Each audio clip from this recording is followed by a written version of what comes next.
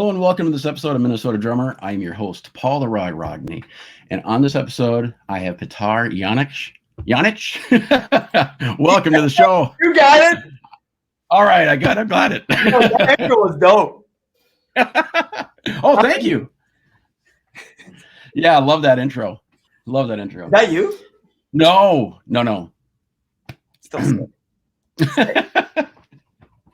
No, so what have you been up to? So recently, well, first of all, to give you some background, you're a local drummer who moved to Nashville about a year ago. Yeah, it's kind of a year ago, but yeah, we can say a year. Let's just be safe and call it a year. But your real story starts way back in Serbia. Yeah, born and raised in Serbia. My whole family's still there, and believe it or not, my dad's a drummer as well. Okay. So kind of that's where the roots start, from him kind of passing on to me, and basically going to a Serbian music school in my hometown called Kingstown, or Kraljevo in Serbian. Over time, my dad, right in the beginning when I was turning 10, he tried to teach me how to play, and kind of give me pointers. And the father-son relationship kind of never works. I don't take him seriously, and then he gets mad and mom gets mad, and just the whole house gets mad at me for not getting it right. So over time, he just realized he just needed to take me to someone else.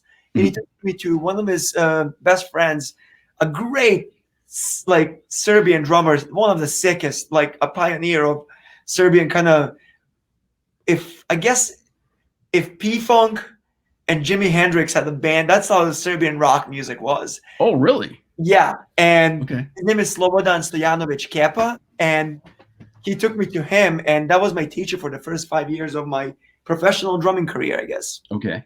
How old were you at that age? Say what now? How old were you at that time? 10. 10, okay.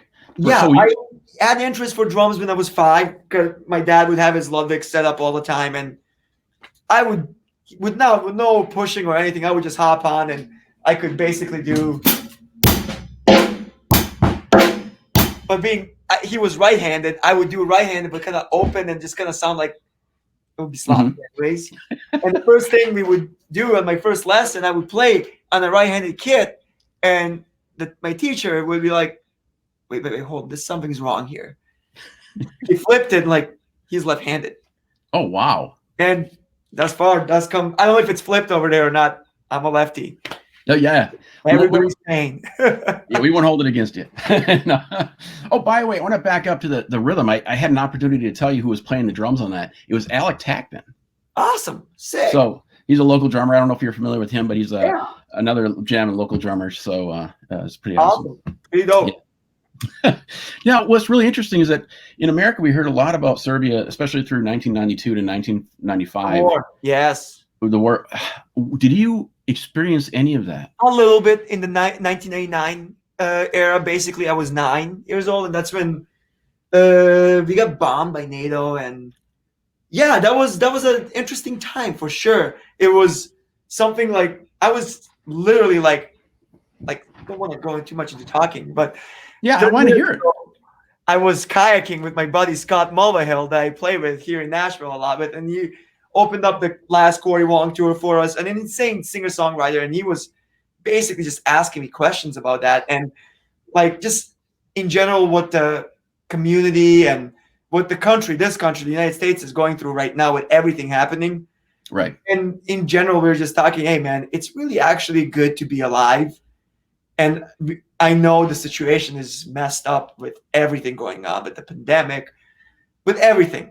And I was just kind of reflecting back, he would ask me the same question. I'm like, yeah, I lived in a shelter where bombs would fly and there was no power, no access to anything. But we were still, somehow we would figure out how to be happy and how to fight through everything, through the whole situation.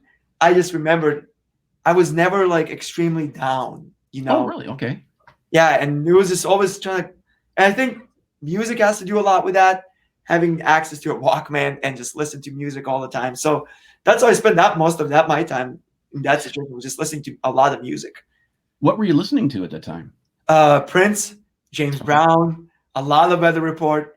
Oh man, a lot of Joe Zawinul. And I know if any of my Minnesota buddies are now, they're just gonna make fun of me for saying that. But yeah, I love Herbie too. A lot of the Thrust record was huge in at like that time for me too. So. Okay. It's just interesting because we had this perception in America that American music was not really getting over to that part of the world. So It was. Oh my God. My dad had such a huge collection of basically Billy Cobham, Weather Report, and I started listening. Started listening to that when I was 5. I don't know why they can't come in here. Like I could have just went on the couch and chill. no, this is awesome. I love it. Yeah. Yeah. American. My dad was a huge like influencer of American music and and basically British music as well. So a lot of Deep Purple, all kinds of. But James Brown was really huge in our household. He had every single James Brown record, and he definitely forced that upon me, and I'm grateful for him for the rest of my life. Yeah, you're a fantastic funk player. It's just I get so inspired watching you play. I just want to talk a little bit more about your childhood because growing up in America, we didn't experience any of that, right? Yeah, and honestly, if I had pictures to show you, like basically I would practice at this garage. If you blew a hard wind, that thing would just combust. And I could only, because Serbia has a lot of apartments, not much houses. Okay. There are houses, but not as much. It's heavy apartment living. I would practice at this garage, and I could only do it from 11 to 3. And after that, I would get the neighbors would call the cops on me. I was 12 years old, and it was 3:20, and I was playing. I just zoned out. I didn't know what the time was, and basically 3 police officers came, and they got like a huge noise complaint, and they were like they got freaked out. They're like, and they walked in and saw a 12-year-old on the drums, and they were like, what's going on here? And my dad came. It was not very lived, so this garage was where my grandparents lived, and everything was extremely close. So my dad came from work, and they were like, what's the problem, officers? And it was like literally one of his childhood buddies that called the cops on me. It was hilarious. And he was just, really? It's 3:20. It's not that big of a deal. And but I experienced a lot of that. And I would practice at that time for basically 2000 till 2005. I had a schedule, like basically school. After school, we would finish right at noon. I would bike to the garage, and every day from noon to 3, I would practice and then go home, do homework, potentially squeeze a video game. That was a questionable thing, but yeah, that was the schedule for the 5 years of that until high school hit. And then in high school, it was a music high school. It had to be basically in Serbia. When you go to high school, it's kind of college already. So that's when you choose what you want to do in life. You go to an economics high school, you go to a medical high school. I went to a music high school where I had to learn piano and solfege and theory. And I did great. And then I moved to America and kind of let everything go and totally diss all my piano skills. And so I'm just terrible at it now. Well, when you came to America, I just got one more question. Okay. Yeah. I'm sorry. I'm still I can't get past the whole point of the bombing. Well, you know what I mean? Because it's just, so when you were a kid, was that just kind of like part of your normal upbringing? How young were you, and how long did that go during your life? Well, what are you talking about? In Serbia, the bombing. That was only basically 4 months. Oh, okay. It lasted for 4 months, and it stopped. Literally, I don't know what happened, but it literally lasted for the 4 months time span. And literally a year after, everything was back to normal. You would when it's a pandemic and everything happened, like, I'm so chill about it's gonna go back to normal, but for all we know, this might stay forever. But yeah, it's honestly, I'm just an optimist, and I'm always positive. Everything's like, I'll be done. I'll be back to normal next year. Okay, well, let's talk about this. So, did you come to Minnesota immediately when you came to America? Okay, so this is going to be a long story too. Okay. Sorry again. No. Who probably know me, and they've probably heard this billion times, whatever. But so again, early age. My first gig was when I was 10. I played a gig. I would go on tour I remember going on tour when I was 14, and I would leave school. My parents would call the principal, and they would make an arrangement that I can leave on Thursday as long as I catch up with the work. So I would leave. It's basically touring in Serbia was like a weekend warrior thing. Okay. You go out Thursday, you come back. Last show on Sunday, you come back early Monday. So I remember the band would come pick me up from high school at whatever at like noon. I would dip, go on tour, and Serbian shows are insane. Like they last forever and they're loud and everybody still smokes. Yeah. Overall, I had a blast. I loved it. But the thing is, I would come back. Literally, we would drive back at 7 a.m. on Monday. They would just drop me to school. Okay. So I had my homework and at my work, everything. And that lasted for like 2 months. And then when the first semester got done, sorry, Mom, I had 8 Fs. Oh, no. I was failing school hard for that first semester. Yeah. And my mom was like, yeah, this is not. I remember she came back from the parent-teacher meeting and I didn't report. I was always telling Mom, I'm crushing it. I'm doing great. Because I didn't want to lose the gig. I wanted to do this. I literally I would do anything to hide this. And I managed to hide it and then remembered, oh yeah, that's going to happen. Sure enough, she called the band leader and like, yeah, you guys need to find another drummer. He's done. And back to her, super grateful because I finished the school. Mm-hmm. I crushed it over there and got everything I need to get from that school to be able to come to the States. Okay. Bring us to the States. Again, always mind blowing American music. I even knew when I was 10, I need to come to America. When I saw the first modern drummer, the 1997 modern drummer at the VHS, I'm like, I need to be where this is at. I need to be where Steve Gadd lives. I need to be where James Brown's from, where Prince is from. And I would always annoy my parents. I need to go to America. I need to go to America. And they're like, what is this kid talking about? We're not going to go to a freaking country that just there was a war. Are you serious? And sure enough, I'm 17. We found out at Berkeley, we have a Serbian, his name is Gojko Damjanic. I don't know if he's still there or not, but he was in the admissions office. And we found another buddy that lived in Boston who knows him and basically started talking to him about going to Berkeley. Mm-hmm. And I recorded a DVD and we sent him the DVD and he's like, this is it. Yes. Push this. We will make sure everything happens that needs to happen. So he gets a scholarship and he makes it here. And another thing that he said, he needs to finish high school in America so he can avoid a TOEFL exam and an ACT. Okay. And we're like, okay, I'm just my junior year in Serbia. Like, perfect. This is perfect timing. Let's apply. He sends us to an agency. Let's start applying. And he did give me a heads up, my parents a heads up too, that it's kind of late. Like the applications are out and he doesn't know if I'll get in high school. Okay. And I did. There was one high school that was open. You ready for this? Yeah. Sioux Falls, South Dakota. Oh, no. Yeah. Harrisburg, South Dakota, which is right next to it's a suburb of Sioux Falls. Yeah. I got in. And my parents were like, where's Sioux Falls? I was like, I don't know. Where is it?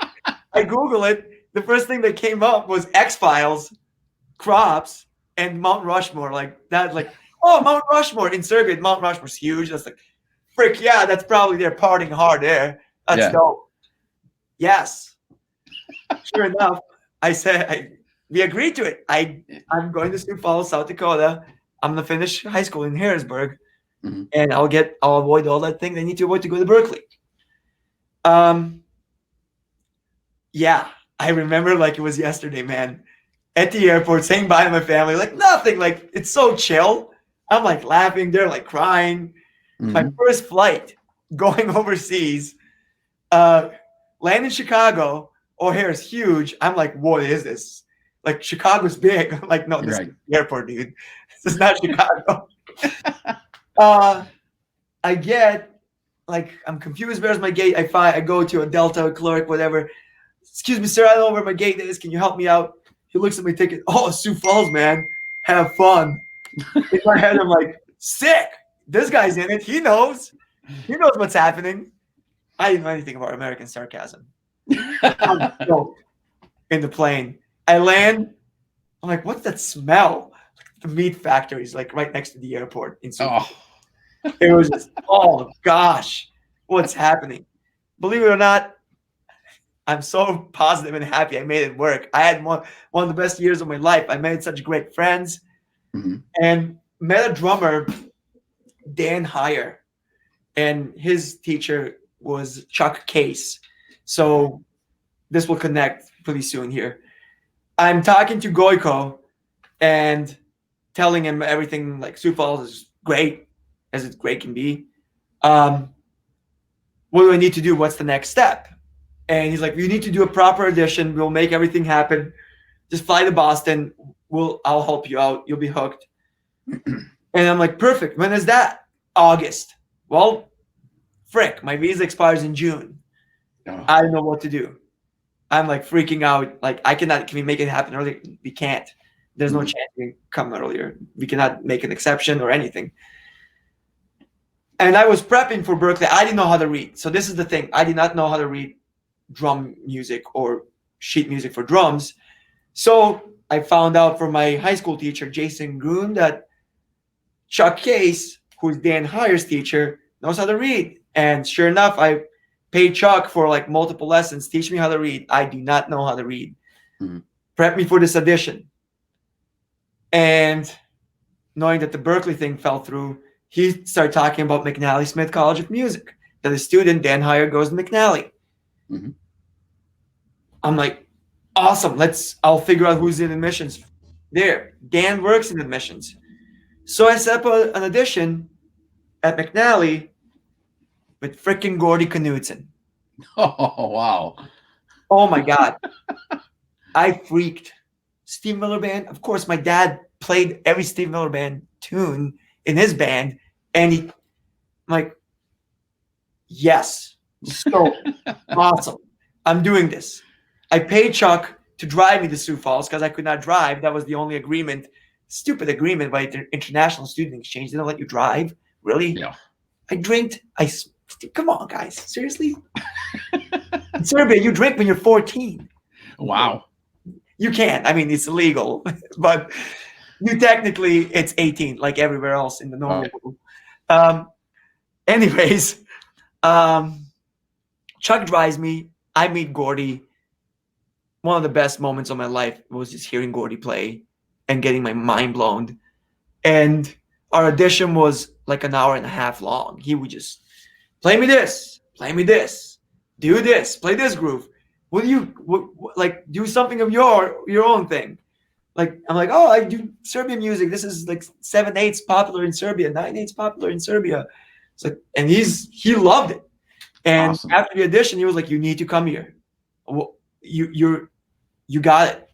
And I'm like, what's the tuition? And he told me the number. And I'm like, man, Serbians don't make that in 10 years, yet alone in 1 year. Right. You don't make that money. And I told him like, maybe I can afford 1 year, and my parents would have to. I would like need to get a job, and for sure, and my parents would definitely need to sacrifice a lot for that. And they really did sacrifice a lot just to let me go and paying my airfares and whatnot. Sure enough, Gordy's like, well, the last scholarship was the Diana Ross scholarship. That's the full ride, and it's gone. It's taken. So we don't know what we can do.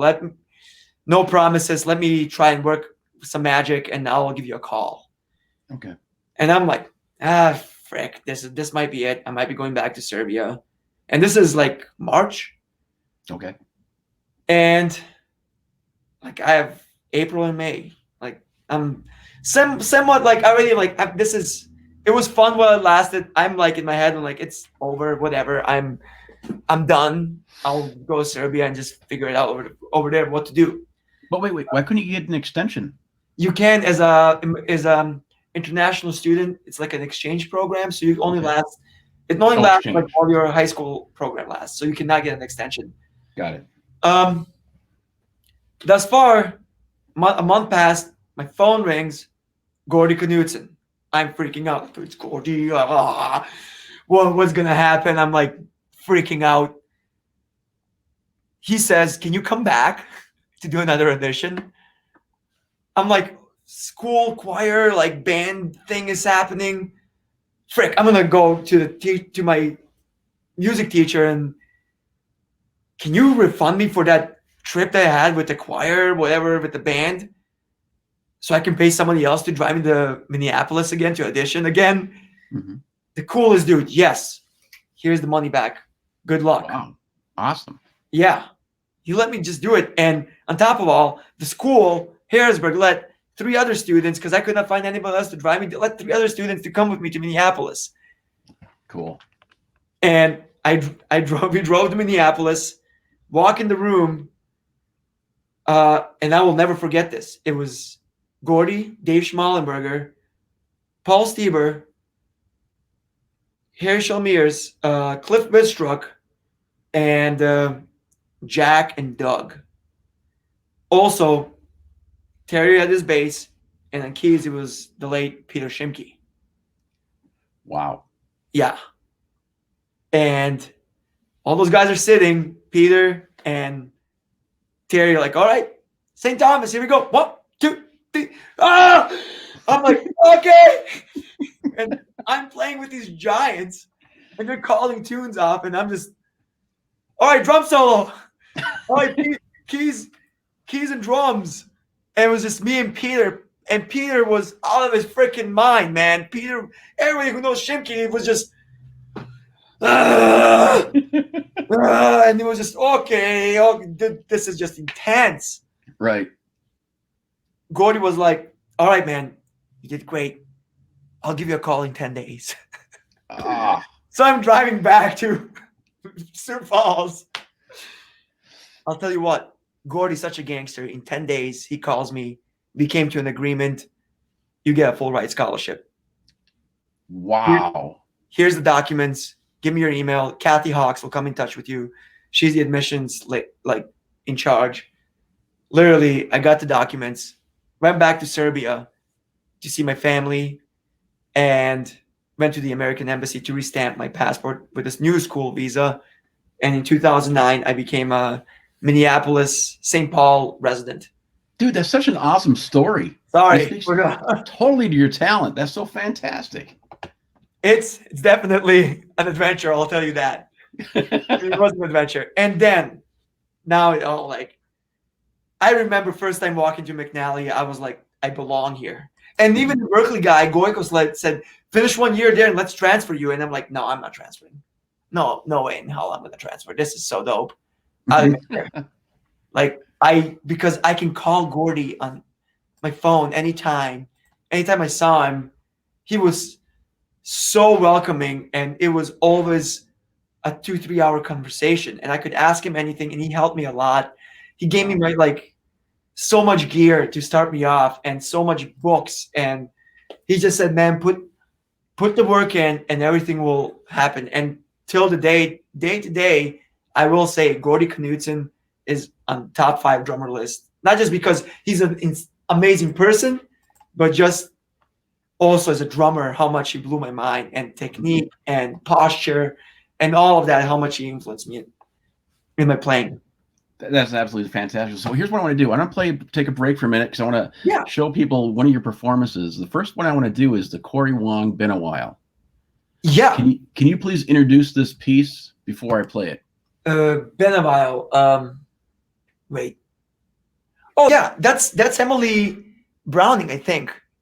So she's, and Corey was featured. Okay. Yep. Corey was featured. Yep. Yeah, and basically they did a tour in 2019, and amazing singer-songwriter from New Zealand, Emily C. Browning, decided to open. Corey got her to open the tour, and one of the deals like, my band's gonna be your band, and she fell in love with all of us playing her music, that she ended up coming back to Minnesota after tour, and just, can you guys track my tunes, please? And oh wow, we did it at Essential Sessions at Brad Matala's spot in Shoreview. Okay. And it was awesome. And actually, the band, Kevin was on vacation, so Tommy Barbarella was on keys, and Kevin McIntyre was doing another tour with Ben Rector, so Ian Allison played bass, if I'm correct. And then here's the video. Up in Corey. Perfect. Well, here's the video. Yeah.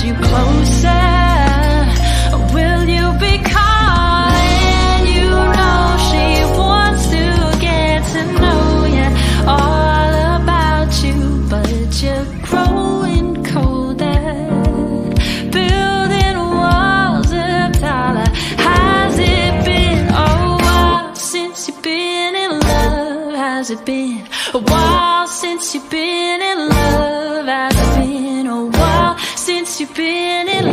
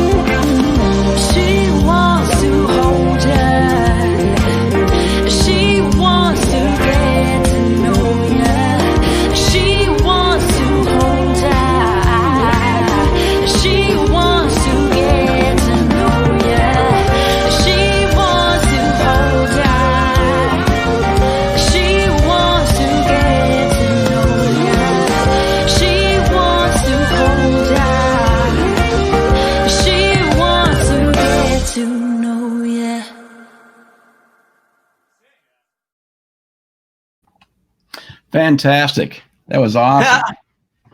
Yeah, it was that. I didn't see that in forever, so that's fun. That was fun. Question. So I was going to ask you. So you started going to school. You became a teacher, and then during that time period, you also started playing out in town and started, being a replacement drummer for some of the top players in town. Can you explain that transition? Yes, of course. So, frick, check it out. I'm looking at the time. It's 6:34. Unfortunately, I have a gig, so I want to be fast and get all these topics right and together. So, Well, wait, you have to leave, right? In about 30 minutes. If 7 is good. Okay. So, Gordy, first year at McNally, Gordy goes, cool, man, you'll make it happen. First thing what you do is you buy a car. You need a car. Like, don't worry about the drum set. I have a drum set my first year. I just used the McNally drum sets that were at school. Okay. Get a car. That's your first investment. I invested. I got a PT Cruiser. It was great because he drove a PT Cruiser. Like, I'm gonna get a PT Cruiser, whatever. Start going out. He gave me spots. You want to go to the Dakota Jazz Club.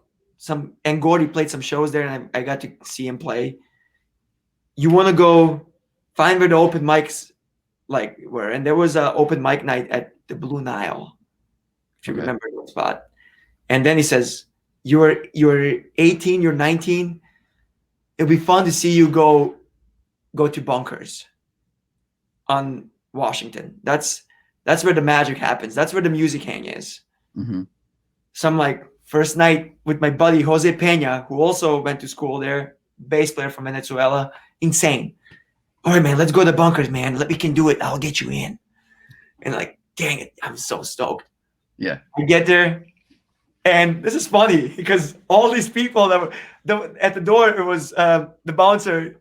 We called him Magic Mike, Mystic Mike. Big dude is like, your ID, man. I have a passport. Wait, you're not even of age. You cannot come in. And I just look at the window and I see a China and a ride symbol just blocking. I'm like, oh, God, this is amazing. I want to be inside. I'm like freaking out. What do I do? And then Jose says, hey, dude, the bass player is Johannes, and he does the Blue Nile thing on Tuesdays. You should check that out. And that's 18 plus. Okay. I started going every Tuesday to the Blue Nile and started sitting in. And Johannes is a freaking sweetheart. Like, every time he would make sure I play, they have enough time to flip the kit to the lefty side, just move the hi-hat. And he would always make sure I get to play, and we would play for like 20 minutes, and it would be so much fun. And he would, after that, I would go to Pizza Luce with him, and we would grab a root beer, and he would get the vegan slice, and I would get the pepperoni slice. Dude, I remember this like it was yesterday. And which is freaky. And we would hang and talk, and I said, I heard at Bunkers, there's this band playing, and yeah, man, it's Michael Bland on drums, Billy Franzi, Bill Brown. It's good. You should come. Like, I tried, but I'm not of age. Come back this week, and here you call me and text me when you're in front. I go, I walk in, and Michael's on stage. You gotta understand this. I had Prince albums. Mm-hmm. I'm like freaking out, but I did not know Michael Bland is Michael Bland from the Prince albums. Okay. I'm like, oh, Michael Bland. Some guy that plays, his name is Michael Bland. I didn't put two and two together. Okay. It's hilarious.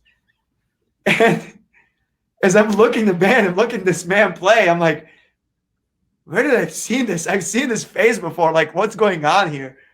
And I asked Johannes, and I'm sitting like in the middle, and Michael sees me staring like a little creep. Like, I'm just staring at them, and then Michael Bland played with Prince, man. And come meet him. And as I'm walking, I'm putting two and two together. Like, wait, what? And he go, hey, man. And I'm like numb. Like, I cannot say anything. I'm like, I forgot English. Like, I don't even know how to say anything. What's your name, man? I play drums. What's your name, dude? Petar, whatever you ever, Petar. Man, come here, man. And I climb the stage. What's your name? Like, Petar. Where are you from? Serbia.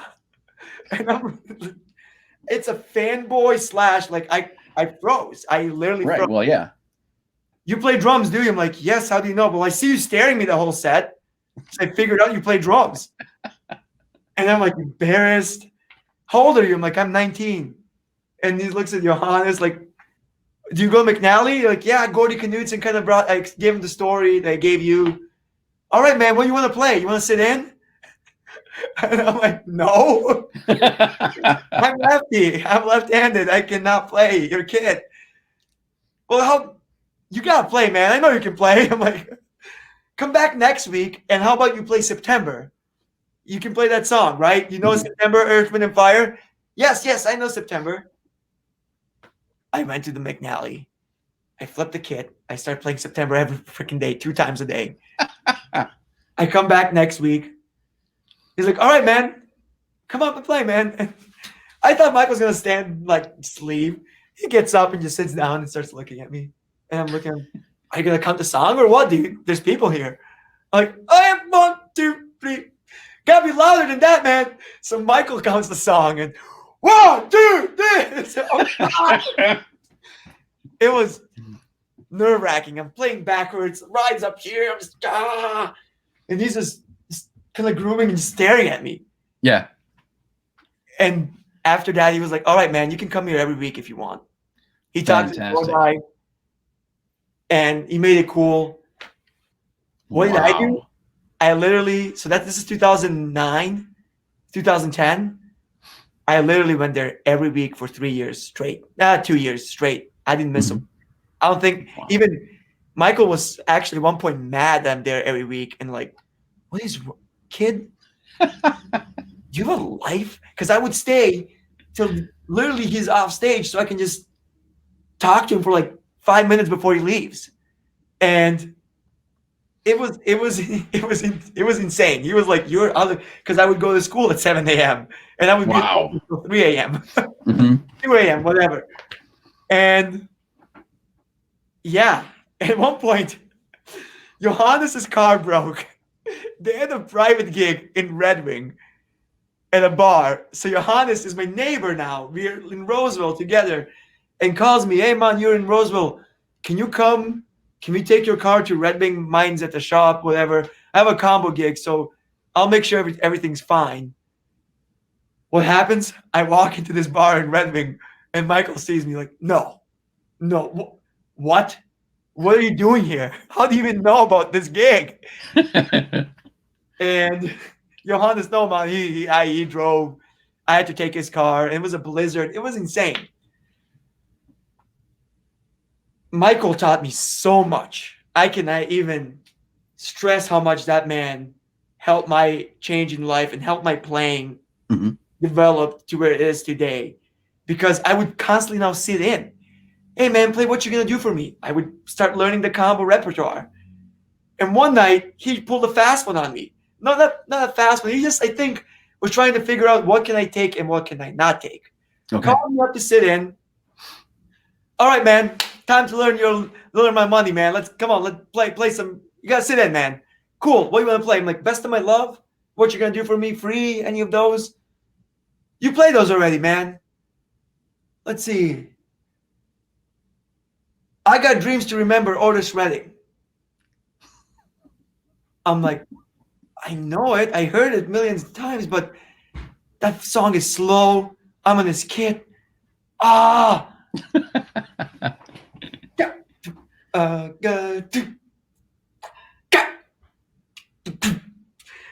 My tempo is like.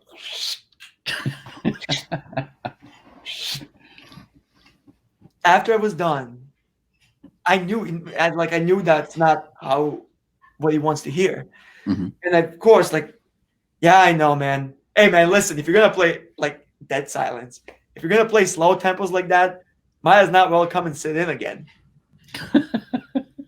I'm like, oh no, you'd be crushed. Bill Brown looks like, man, you sounded good, man. No, he didn't. He did not sound good. You do not listen to him. I'm the drum. You did not sound good. Slow. If you're gonna play slow tempos like that, don't come back and sit. You don't need to sit anymore. And that's when I like literally shut myself like in the practice room.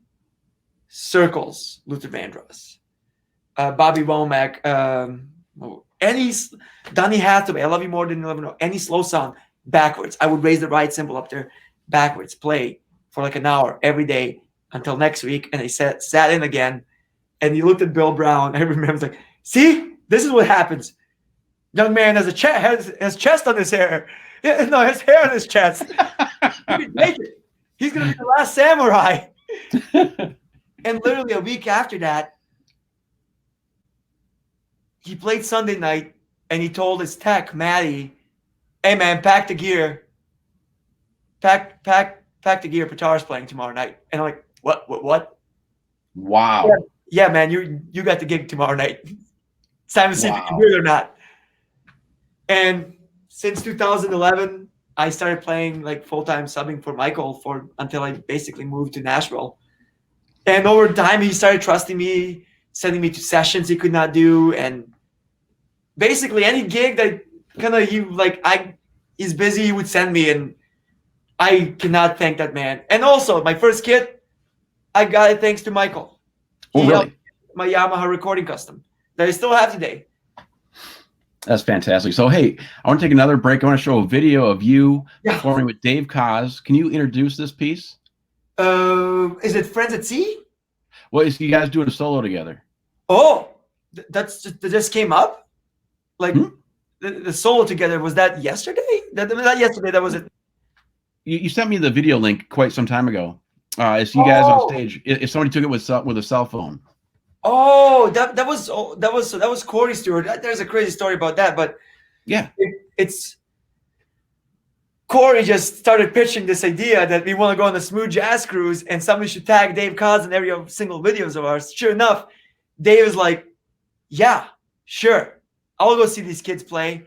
So Dave came to our New York gig. What he didn't know is we learned one of his biggest hits.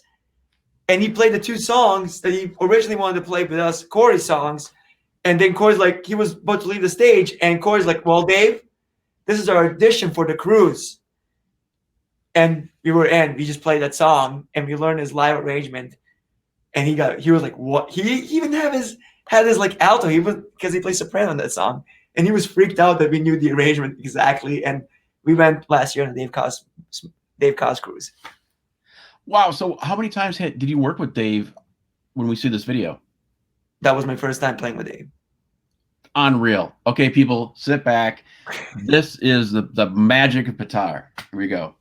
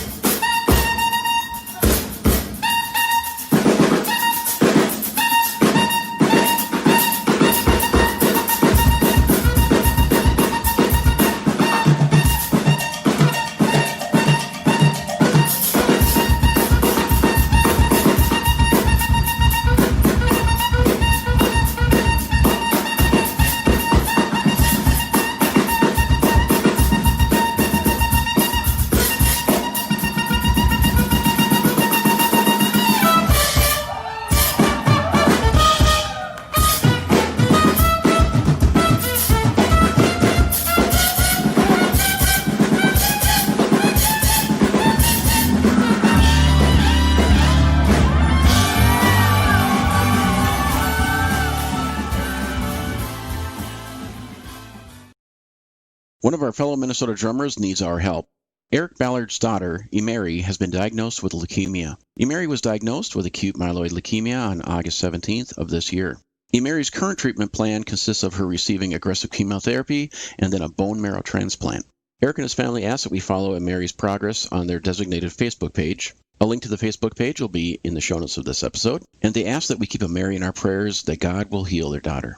And this is a point where we can help. Any size donation that we can make will help with monthly expenses and medical bills. I ask you to consider any size donation, even a small amount will help. In these times, I know money's tight. Any size donation is valuable. This is crowdfunding at its best. A link to where you can donate will be on the show notes of this episode. Eric Ballard is a prominent drummer in the Minnesota drumming scene. Please consider donating today. Welcome back. And again, please donate and help Eric. He's a great guy. And what a cause. If anything really does help. And oh my God, please, I want to stress, help out. Thank you. Yeah. For the video, I'm sorry, I got to correct that. That was literally a month ago, a month and a half ago. So okay, it's my bad. I did not realize which one I sent, but that's actually the fourth time we were ever playing that. And that's the cause Corey band played. This is our maybe fifth performance together in general. So we didn't get to play with him that much on the cruise either. So I guess I would say that was my fifth or sixth time playing with Dave. But that is phenomenally amazing. Were you improvising? Yeah, 100%. Wow. So like, who was the original drummer on the original piece? There's multiple out there. There's Jay Williams did one. That's the version we saw. And it's always different because Jay plays differently. And there's another version with, what's his name? I forgot the drummer's name. But when we did it, Dave was like, wait, are we going to do a drum sax solo? Like, yeah. And Dave loved it so much and loved my playing that we just we just did a record with Dave in creation this last month. And he actually asked me to do this piece live in the studio. So we did that. And it's completely different. Wow. It's all improv. We talked through it on the session, but that you saw, didn't talk. We're gonna just, it's going there. Dude, it was just amazing. And so how did you develop your coordination between your limbs, your hands and your feet coordination? It was amazing. Simple exercises. Honestly, it's nothing like, what's the time? 6:53. I'm with a kid, so I can show you. Yes, please. Basically, the classic single exercise.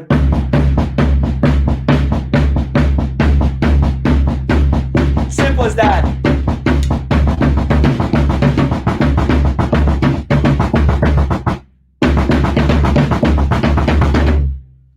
Nothing too complex, honestly. And it's sorry.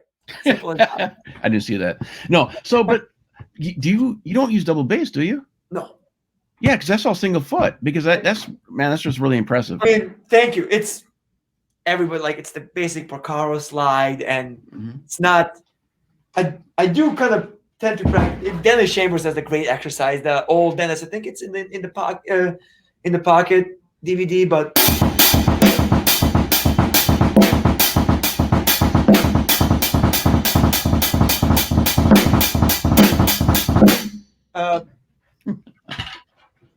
That's when I was in Serbia, like that was the go-to.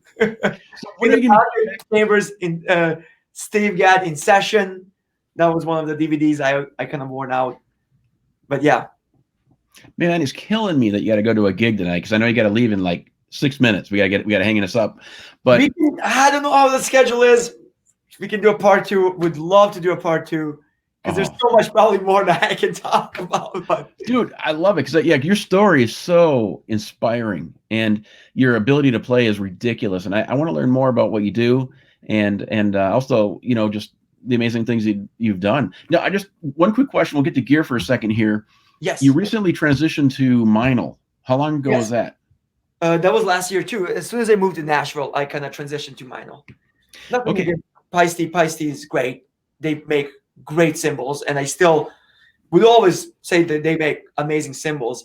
It was just the switch with Meinl was great because number one, amazing product. I love what they offer, and I actually just got this Dark Crash Bisons I'm really enjoying it right now. But anyways, what made the switch was at Pisces, they were constantly going through transition with the A&R department. Okay. So artist relations. And I did not know anymore who to go with. And then I met Chris Brewer from Meinl here in Nashville, who lives literally 15 minutes away from my house. Okay. And Chris, let me buy you lunch. Let me buy you coffee. I buy him coffee. We talk. And it's like I develop a friendship with a person who's in charge of the whole US for Meinl. And wow. And that's kind of the most important thing is a good relationship. And I can call him literally right now and say, hey, Chris, my splash cymbal broke. Can I come over, stop and replace it?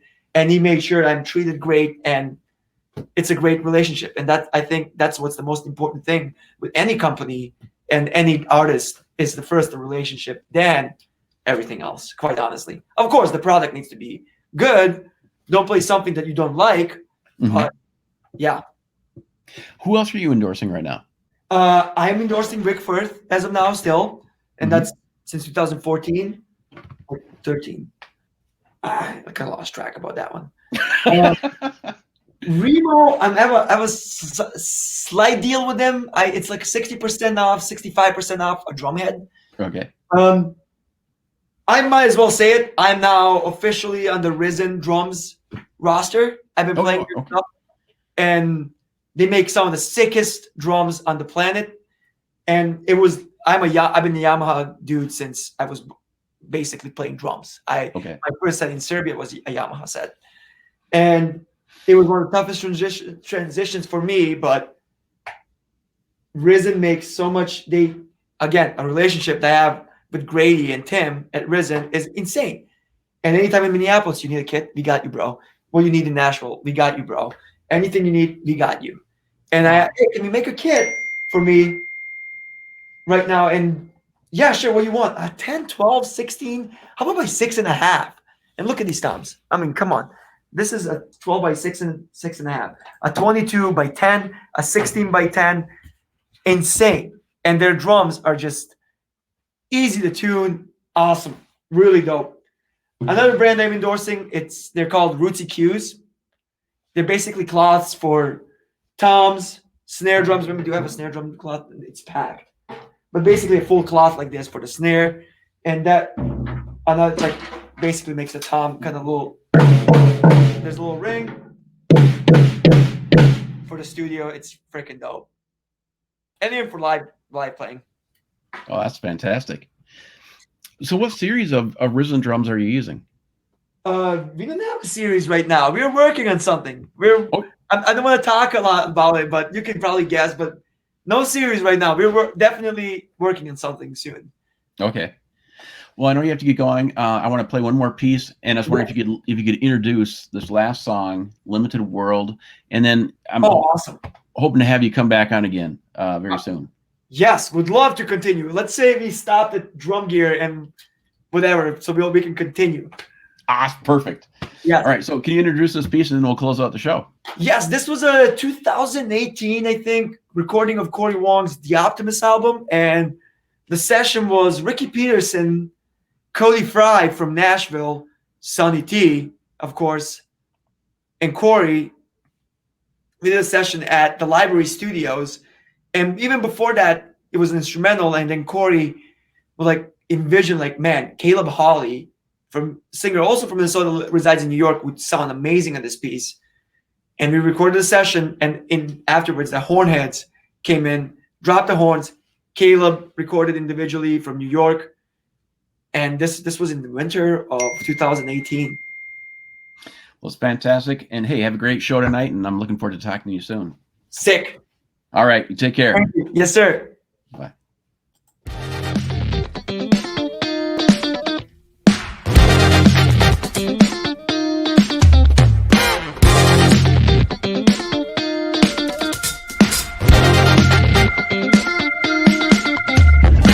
Straight up to the gate, I don't wanna be late. Uber man, I gotta pay the catch. Time to make an escape, ain't it gonna be great when they read my name? Yeah. Time to show this little time what they've been missing. Should've never ever listened to the rhythm of the person. They were never gonna have it my way. Get up, take a seat.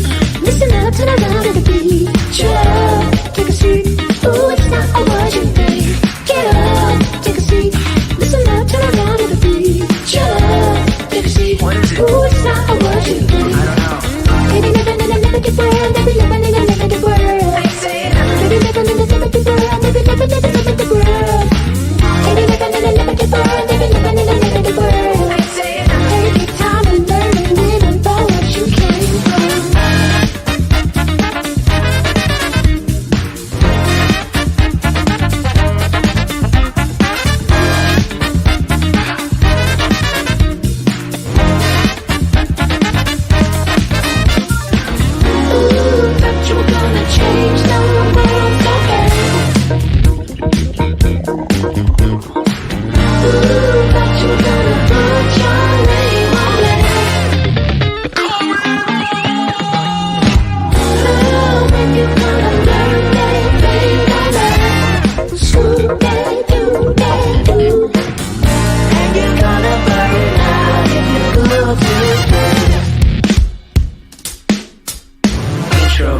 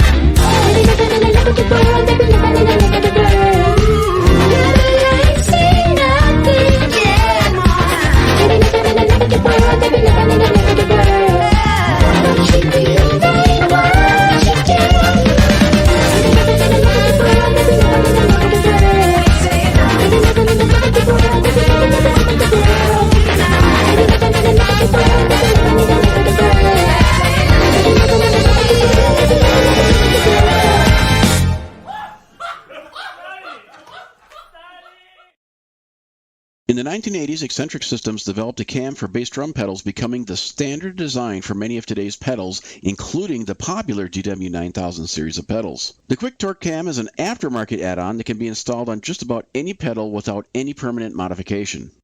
Its unique adjustable design maximizes the efficiency of any force you apply to the pedal, returning the beater 30% faster while providing more impact. This is a cost-effective way to breathe new life into your existing pedals. Be eccentric. Visit eccentricsystems.com to get yours today. Opening beats provided by Alec Tackman. You too can own this fantastic multi-volume library of live drum loops and samples. Whether you're a drummer looking for new ideas or you know a songwriter looking for a drum loop library, this is the library you're looking for. Support a local musician and drummer. Go to Alec Tackman's website. That is www.alectackman.com. Spelled ALECTACKMANN. Are you looking for a drum instructor that will help you find your own musical voice? Whether you're a beginner, advanced, or in between, the David Janic School of Drumming offers an experienced and professional approach to help you take control of your drumming. David served on the faculty of McNally Smith College of Music for 27 years. Currently, he serves on the Percussive Art Society Drum Set Committee and is a member of the Modern Drummer, Remo, and Vic Firth education teams. David has authored multiple books including Mastering the Tables of Time. It was voted the #1 education book in the Modern Drummer 2009 Readers Poll. Let David help you find your beat. Please visit www.davidstanicschoolofdrumming.com. David Stanic is spelled DAVIDSTANOCH, davidstaneckschoolofdrumming.com. Again, the David Stanek School of Drumming. You've been listening to Minnesota Drummer. Minnesota Drummer is copyright 2020, all rights reserved. Any content played or viewed during this broadcast is used with permission, is copyright of their respective owners, and is used for promotional purposes only. No part of this broadcast can be edited, reproduced, and cannot be sold. Please look us up and follow us on our various social media sites. You can follow us at minnesotadrummer.com. There you'll find our contact forum where you can give us feedback and recommend a drummer. Thank you for listening.